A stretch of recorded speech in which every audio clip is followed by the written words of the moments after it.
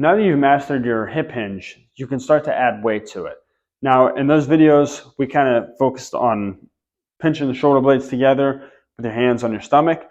What we were doing there was creating that tension, right? That's going to help us when we start to add weight to it, support that with our back. That being said, we're going to grab, in this case, 2 dumbbells.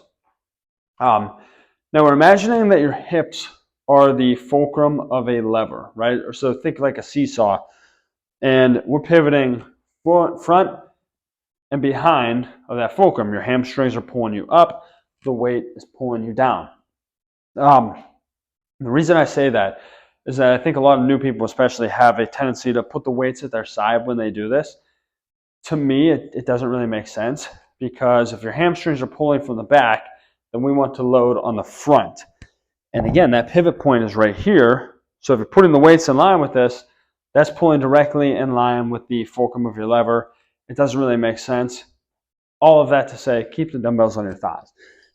You can even imagine it's a bar, right? We'll do in this video, we'll do a barbell RDL as well, where that bar is holding you in place here. It's in front of you. It has to be that way.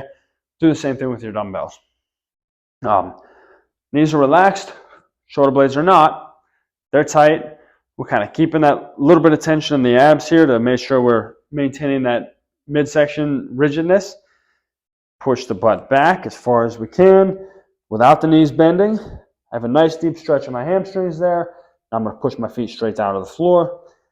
Boom. Squeezing my butt at the top. Hips back. Stretching out. Boom. Pulling through at the top. It's a simple movement, guys. It just takes a lot of practice, because for some reason the human body doesn't like to coordinate it.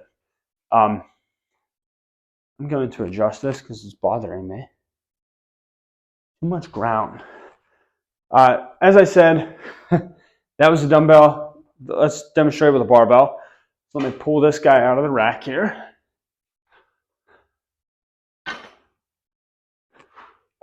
Normally I'd have this ready, but just one of those days. So you might have this set in hooks on your rack at a height that you could just lift it off and pull it out. Hands going to be a little bit outside of shoulder width. That's where I like to go with them. And just like always, chest is out, shoulders are back. We have our knees in that relaxed position here. Oops, I took foreground out and I took my feet out. What an idiot. Pushing the hips back.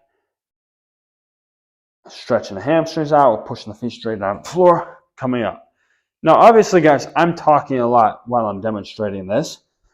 You won't be doing that. So I want you, we're tight in the midsection, we're holding that tension and driving through. Just because you can get fairly heavy with these, so we don't want to lose that tension here that's going to make that whole chain collapse. Now, the last thing that I want to mention with this, and I'll put my weight down just because it's not necessary. Your head position when you do these. We're going to keep the chin kind of tucked back. Oh, we always say give yourself a double chin, right? So tuck that chin in. Are you kidding me? All right, well, you know what? We're still going. Enjoy the entertainment of watching my phone fall, guys. If you only saw what I have it stood on right now. Chin's tucked.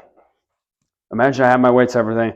As I go down, as my hips drop back, my chin stays in line with my chest. What a lot of people are going to have a tendency to do is look up like this.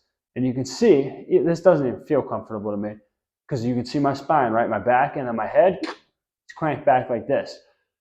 Straight line, neutral position is our strong position.